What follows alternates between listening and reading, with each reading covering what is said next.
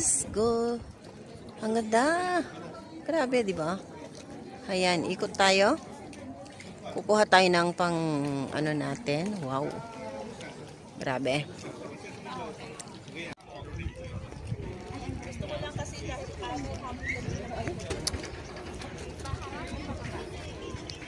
Minsan lang sa buhay natin ang maka-experience na mag-travel ng ganito, kaya samantalahin habang tayo ay pwede pang lumakad, pwede pang umikot.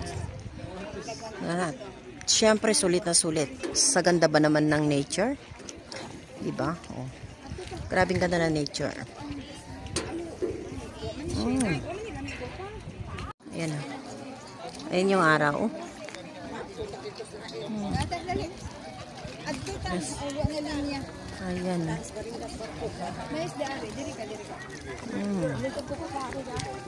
Daming tao.